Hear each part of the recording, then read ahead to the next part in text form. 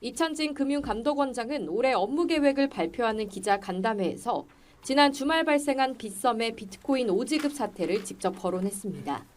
단순한 사고가 아니라 현재 가상자산 거래소의 정보 시스템이 가진 구조적 문제를 적나라하게 보여준 사례라고 꼬집었습니다. 무엇보다 잘못 입력된 데이터로 실제 거래가 이뤄졌다는 점을 문제의 본질로 지목했습니다. 거래소 보유량을 뛰어넘는 유령 코인이 지급된 장부상 거래 자체를 심각한 위험으로 판단했습니다. 이번에 드러난 시스템적 문제가 해결되지 않으면 가상자산 거래소가 제도권에 들어오긴 어려울 것이라며 인허가를 비롯한 규제, 감독 체계를 마련해야 한다고 강조했습니다. 최근 빗썸 사고에 드러난 거래소 시스템의 구조적 취약점 해소 등 가상자산 시장 이용자 보호를 위해서 가상자산 2단계 법안의 규제, 감독체계 대폭 보완 지원과 이 원장은 애초 빗썸이 2,000원 상당의 비트코인을 이벤트 당첨금으로 지급하겠다고 고지한 만큼 잘못 지급된 코인 역시 반환 대상이라고 못 박았습니다. 이를 현금화한 일부 투자자들을 가리켜 재앙적 상황이라고 표현하기도 했는데 받았던 비트코인 그대로 돌려주려면 현재 가격에 맞춰 거액을 메워야 하기 때문입니다. 다만 감독 시스템의 한계도 인정했습니다. 담당 인원이 20명이 채 되지 않고 그나마도 가상자산 2단계 입법 작업에 투입돼 있다며 대폭 보완이 필요하다고 설명했습니다. 빗썸에 대한 현장 점검에 나선 금감원은 법 위반 소지가 발견될 경우 즉시 현장 검사로 전환하고 위법 사항은 엄중 조치하겠다는 방침입니다. YTN 손효정입니다. 직원 실수로 비트코인 62만 개를 시중에 풀어버린 가상자산 거래소 빗썸. 이벤트 당첨금 62만 원의 단위를 비트코인으로 잘못 입력한 탓이었는데 아직 130억 원 상당의 비트코인은 회수되지 못했습니다. 말하자면 차고 송금이 이뤄진 상황인데 법원은 이 같은 상황을 어떻게 판단해왔을까? 대법원은 차고 송금을 받은 사람이 그 돈을 돌려주지 않은 경우 횡령죄가 성립한다는 입장을 일관되게 유지해왔습니다. 하지만 가상화폐가 차고 송금된 경우는 다르게 봐야 한다고 판단했습니다.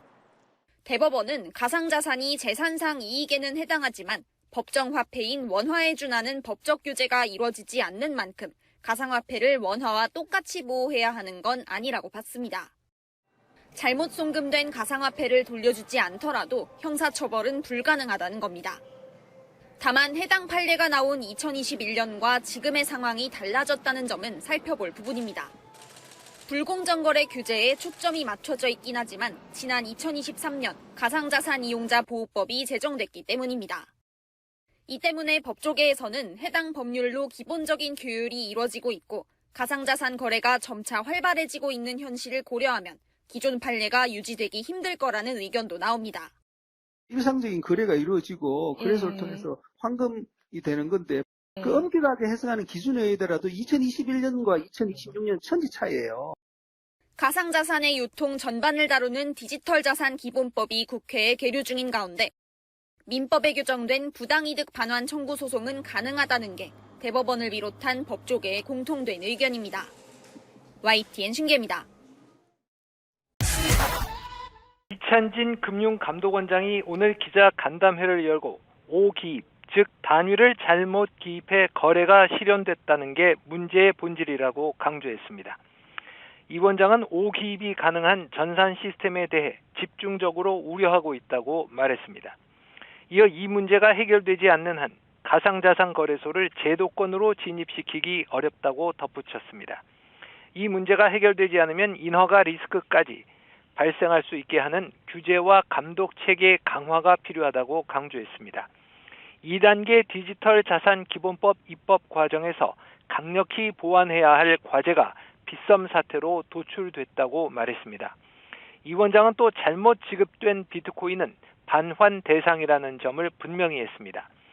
빗썸이 랜덤박스 이벤트에서 1인당 2,000원씩 당첨금을 주겠다고 고지한 만큼 부당이득 반환은 명백하고 원물 반환이 원칙이라고 말했습니다.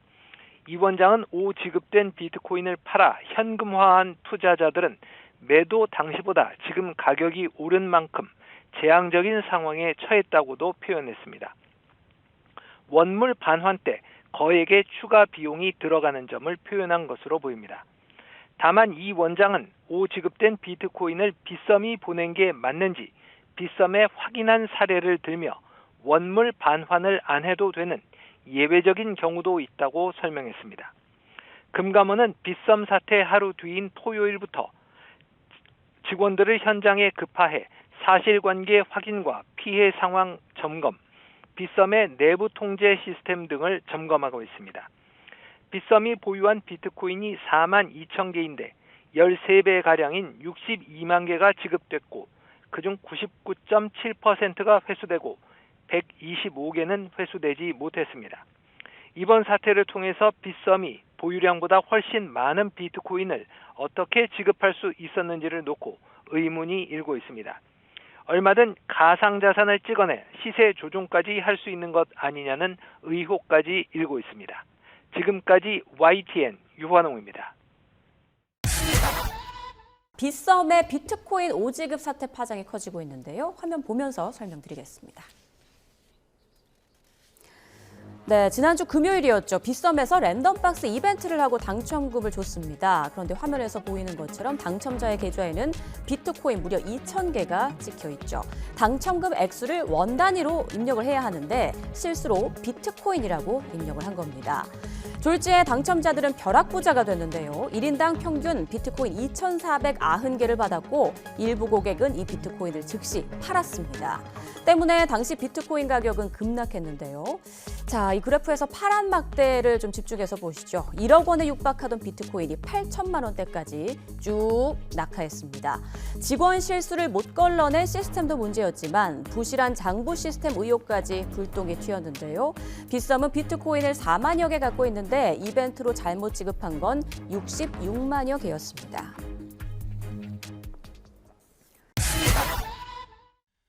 지난 6일 저녁 7시 반쯤 빗썸에서 비트코인은 순식간에 17% 넘게 폭락했습니다. 직원의 실수로 존재하지도 않는 비트코인 62만 개가 시중에 풀린 결과였습니다. 빗썸은 99% 이상을 회수했다고 밝혔지만 문제는 비트코인 시세 급락에 자동으로 작동한 예약 매도 주문입니다. 빗썸은 패닉셀로 손해를 본 고객들에게 매도 차익 전액과 추가 10%, 즉 110%를 보상하고 당시 접속한 모든 고객에게 2만 원을 지급한다는 방침을 내놨습니다. 또 일주일 동안 모든 종목 거래 수수료도 면제키로 했습니다. 하지만 투자자 사이에서는 시세 왜곡으로 보유자의 의지와 상관없이 팔린 만큼 현금이 아닌 비트코인 수량 그대로 돌려달라는 반발이 터져나왔습니다. 반대로 폭락장에서 최저가의 코인을 산 이들도 불안하기는 마찬가지입니다. 이미 20% 가까운 차익을 봤는데 거래소가 보상 재원을 마련하기 위해 거래를 취소하거나 이득을 회수할까 전전긍긍하고 있습니다. 사태의 원흉인 거래소의 장부 거래 관행에 대한 비판도 거셉니다.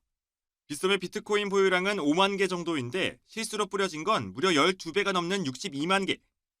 얼마든 코인을 찍어내고 시세 조작에 활용할 수 있었던 것 아니냐는 의혹이 제기되고 있습니다. 시세 조정이라든가 여러 가지 유동성 공급이라는 명목으로 이루어질 수 있다면 생각하지 못할 정도로 허술하게 운행되고 있었다라는 얘기이기 때문에 당장 내 가상자산이 언제든 가짜 숫자가 될 수 있다는 사실을 확인한 투자자들의 신뢰는 이미 바닥을 치고 있습니다. YTN 박견입니다.